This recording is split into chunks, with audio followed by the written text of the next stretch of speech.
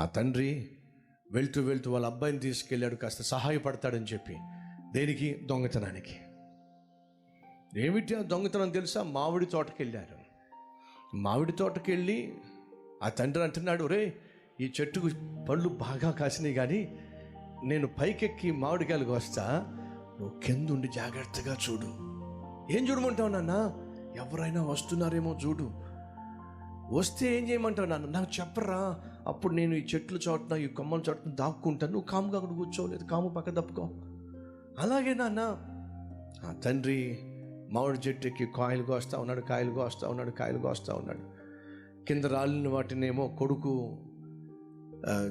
సమకూరుస్తూ ఉన్నాడు, సంచిలో పెడుతున్నాడు. మధ్యలో తండ్రి అంటున్నాడు, రే ఎవరైనా చూస్తున్నారా?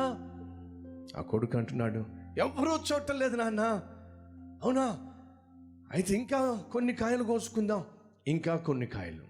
మధ్యలో, ఏరా ఎవరైనా చూస్తున్నారా? ఎవరూ చూడలేదు నాన్న. అంటే అర్థం ఏమిటి? ఆ తండ్రి భయం ఏమిటంటే, ఎంతో కొంత సొసైటీలో మంచి పేరున్నా, ఎంతో కొంత సొసైటీలో గుర్తింపు ఉన్న నాలాంటోడు ఇప్పుడు దొంగతనం చేస్తే, దొంగతనం చేస్తూ దొరికిపోతే ఇంకేమన్నా ఉందా పరువు? కాబట్టి ఎవరికీ తెలియకుండా, ఎవరికంటా పడకుండా దొంగతనం చేయాలి. ఆ తండ్రి మరలా అడుగుతున్నాడు, ఏరా ఎవరైనా చూస్తున్నారా? కొడుకు అన్నాడు, చూస్తున్నారు డాడీ అని చెప్పి. ఆ తండ్రికి భయం వేసింది, ఎవరు చూస్తున్నారని చెప్పి. ఎవరు చూస్తున్నారా? అప్పుడు ఆ కొడుకు అంటున్నాడు, నేనే చూస్తున్నా. ఎవరు చూస్తున్నారు? నేనే చూస్తున్నా. నా తండ్రిలో ఒక దొంగని చూస్తున్నా.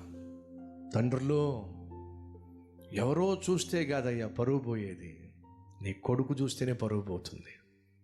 తల్లులో ఎవరో చూస్తే కాదు నీ పరువు పోయేది, నీ గయ్యాళితనాన్ని నీ బిడ్డలు చూస్తే చాలు పరువు పోవడానికి.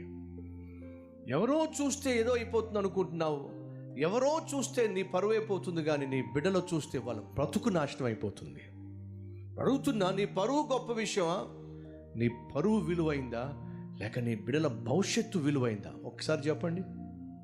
నీ బిడ్డల భవిష్యత్తు విలువైంది అనేటటువంటి వాస్తవము, సత్యము నువ్వు నమ్ముతున్నట్లయితే అయితే నువ్వు జాగ్రత్తగా జీవించు. ఎవరి ముందు?